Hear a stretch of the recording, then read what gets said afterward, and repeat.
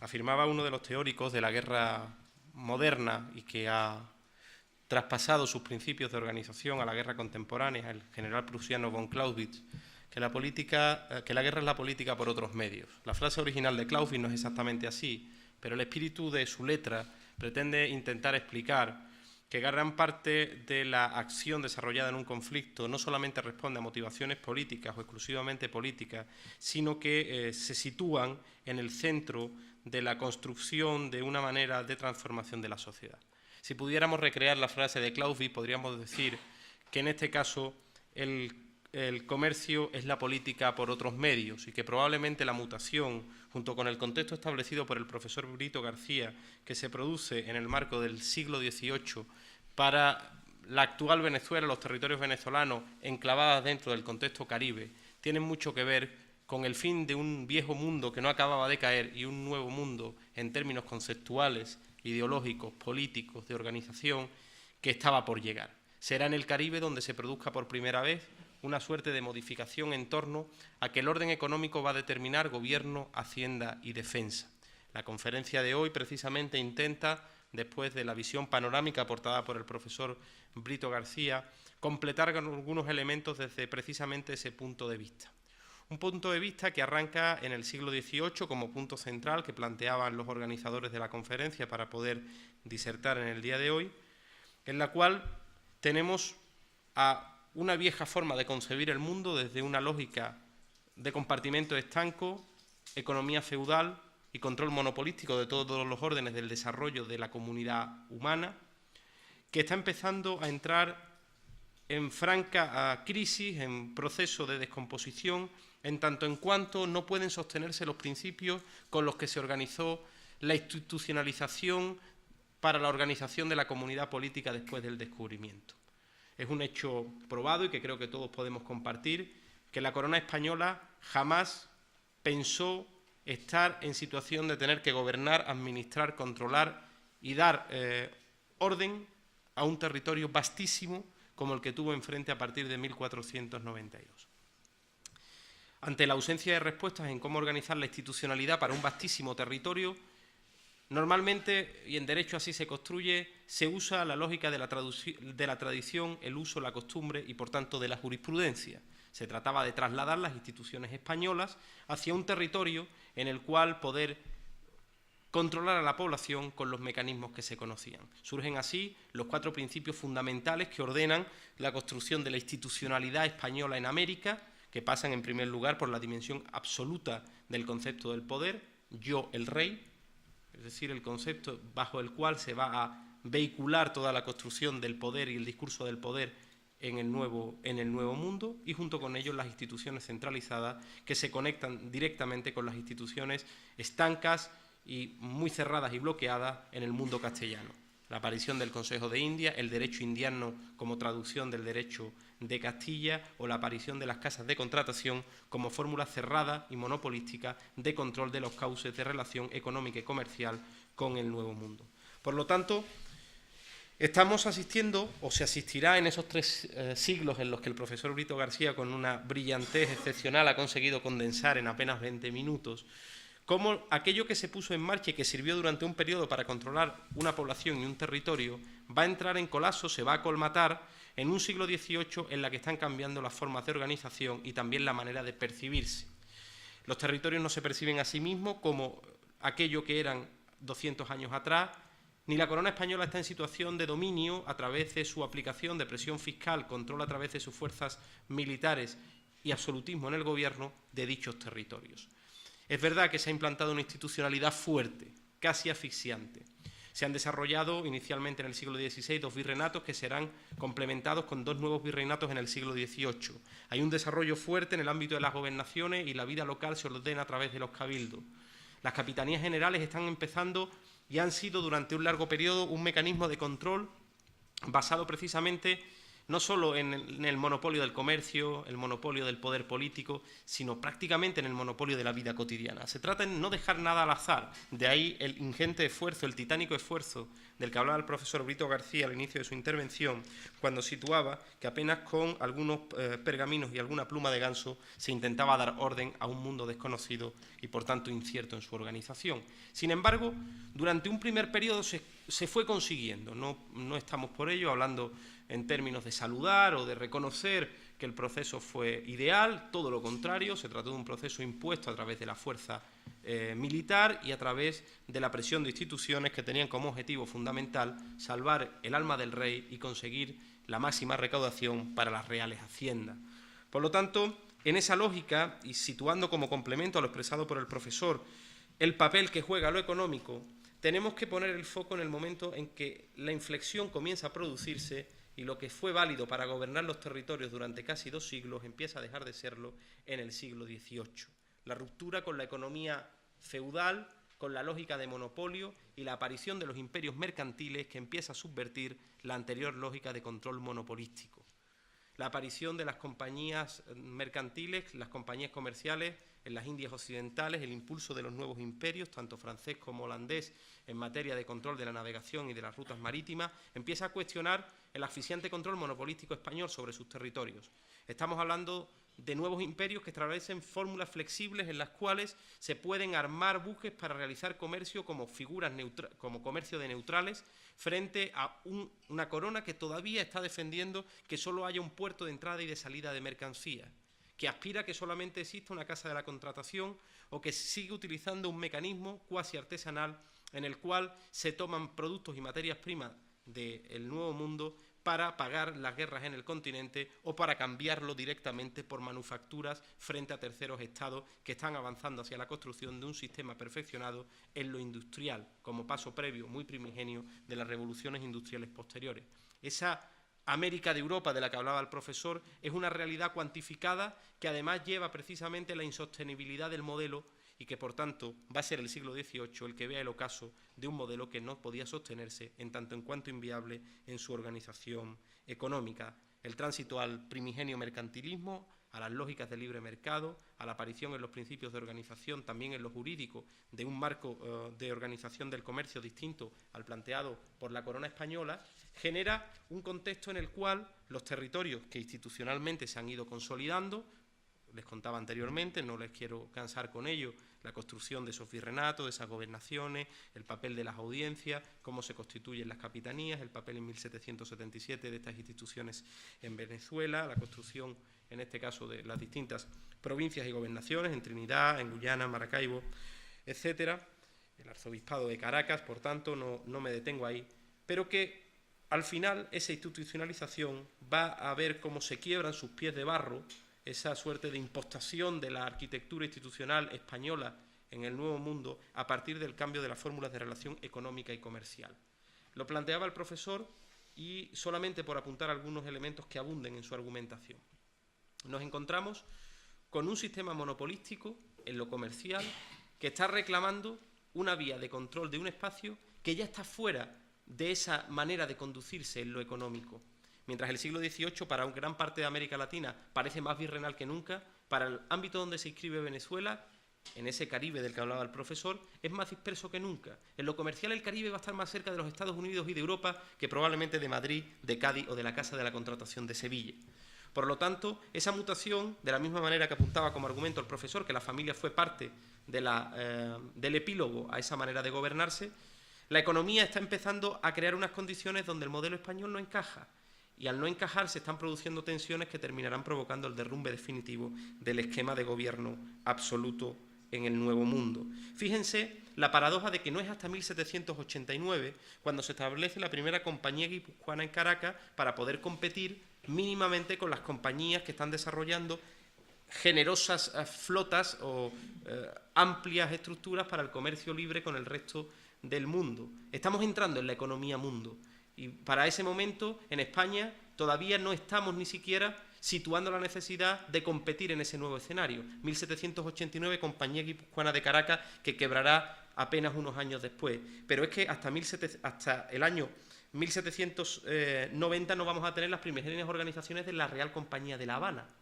Esto muestra, por tanto, cómo lo que no está siendo organizado formalmente por el poder está siendo informalmente organizado por la realidad. La aparición de un contrabando masivo, la aparición del papel del comercio de neutrales y, sobre todo, cómo las fuerzas militares de los estados empiezan a ponerse al servicio de esa nueva economía mundo y de los imperios mercantiles. No es casualidad el papel jugado por la flota francesa, el papel jugado por la flota inglesa o el papel desempeñado en el ámbito caribe por la toma de La Habana, que provocó que cuando se puso en solfa el control monopolístico del comercio, resultó paradójicamente el momento de mayor florecimiento y actividad económica y comercial para el Caribe, al menos en los últimos 40 años. Fíjense además, y le pongo el énfasis en estos datos económicos, quiero no caer en un discurso economicista, pero creo que puede hacerles entender exactamente lo que les quiero contar, cómo el modelo del monopolio y de las instituciones entra en colapso porque deja de tener concordancia y coherencia con el momento económico que se vive en el siglo XVIII, en el cual nos encontramos que tenemos precisamente, apenas para el año 1780, que Inglaterra, teniendo muchísimas menos posesiones territoriales y teniendo una menor implantación comercial, está consiguiendo obtener de sus colonias a las cuales le obtiene materia prima y que sirven para exportar sus productos 17 millones de pesos solo controlando Jamaica y las llamadas Sagar Islands, ¿no? las microislas del entorno caribeño. Pero Francia es que en sus territorios ya está obteniendo capacidad de relación comercial por valor de 30 millones de pesos. Sin embargo, la corona española, dominando un territorio mucho más vasto y llevando mucho más tiempo en el escenario, apenas llega a 34 millones de euros. Dinero que además destina directamente a pago de deuda, pago de factura de guerra o, en definitiva, a no crear un tejido productivo que le permita un mejor posicionamiento en el ámbito comercial, en el cual está perdiendo la ventaja que el tiempo y el haber sido los primeros en posicionarse allí le había otorgado. Por lo tanto, en esta situación en la cual el desarrollo de un marco económico que no permite encajar la institucionalidad monopolística que se venía heredando,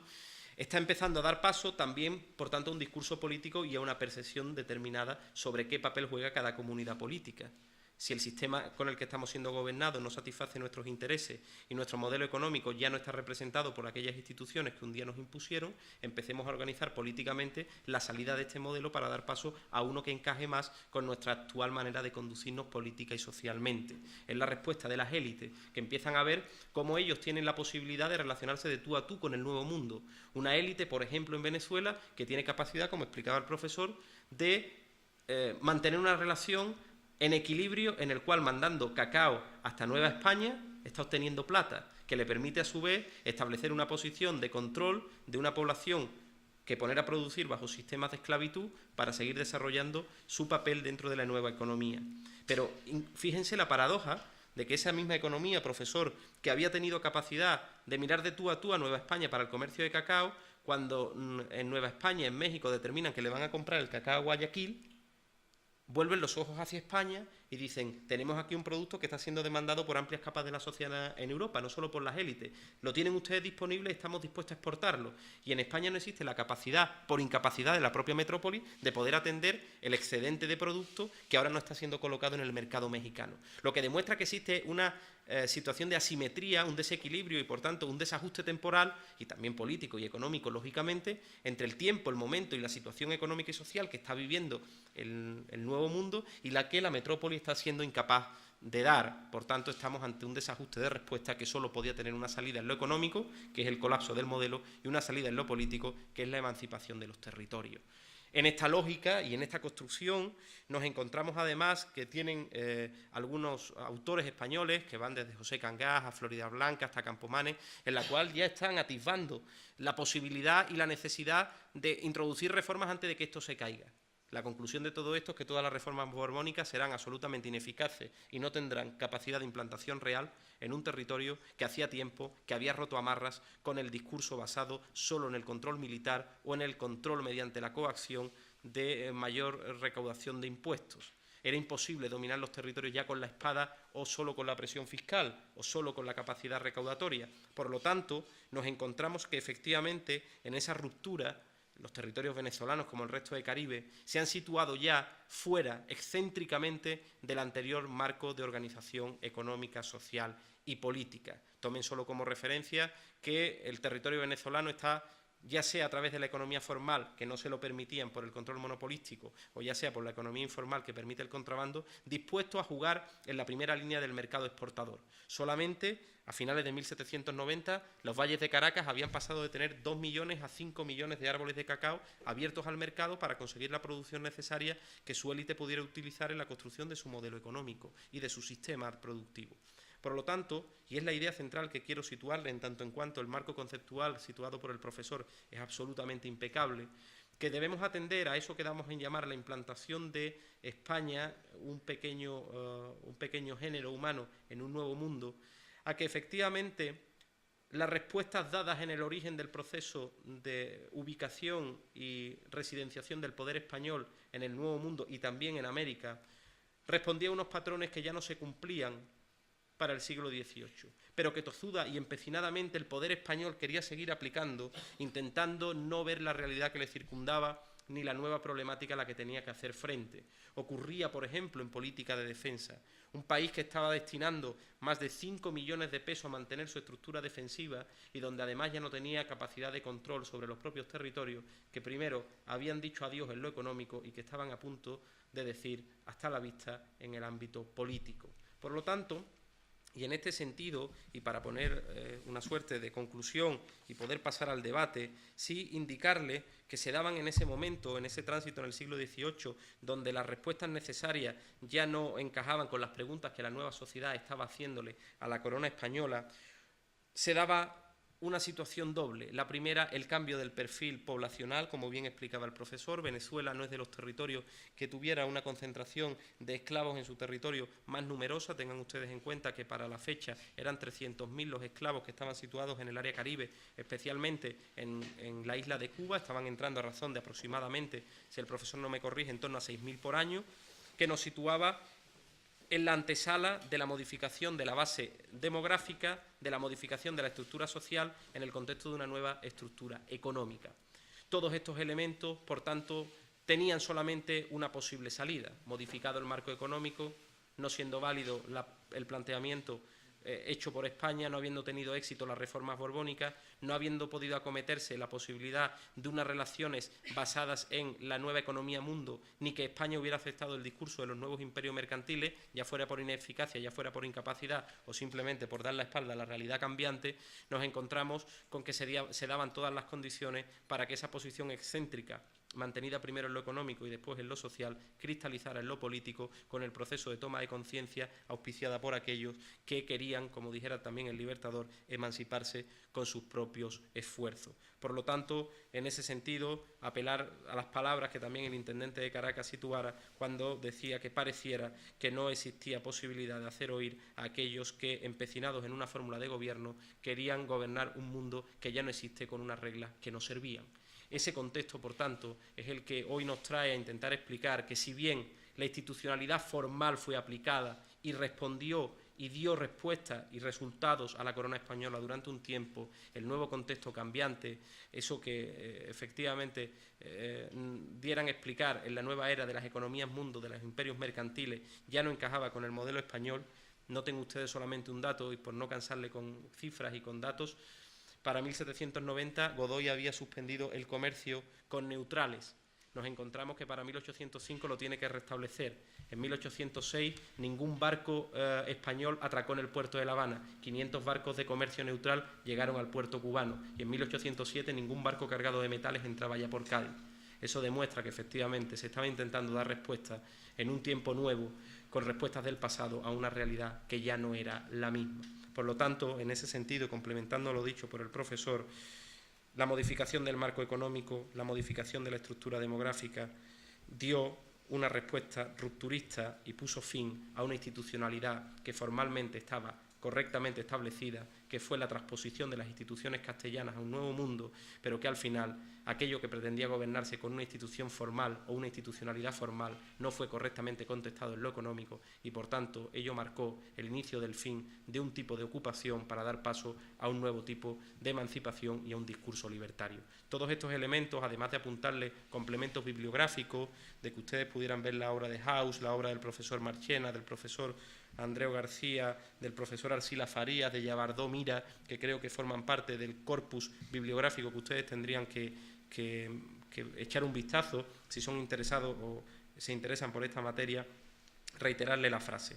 de Clausewitz con las que intentaba abrir mis palabras. Si la guerra es la política por otros medios, la economía era la política por el medio que el siglo XVIII estaba demandando. Esto, de manera un poco más extensa, como le ocurre al profesor, se los traje en una ponencia. Para aquellos que quieran, se las traje fotocopiada, la puse también a disposición de la organización y, por tanto, resumirles con esa frase. Cuando teníamos la respuesta, nos cambiaron las preguntas, pero los que preguntan eran los protagonistas, que eran los pueblos que querían su emancipación, que querían su libertad y un modelo de relación económica con el mundo, para una respuesta que daba la corona, que ya no eran ni las esperadas ni las necesarias para un siglo como el siglo de las luces, a todos rasgos cambiantes. Muchísimas gracias.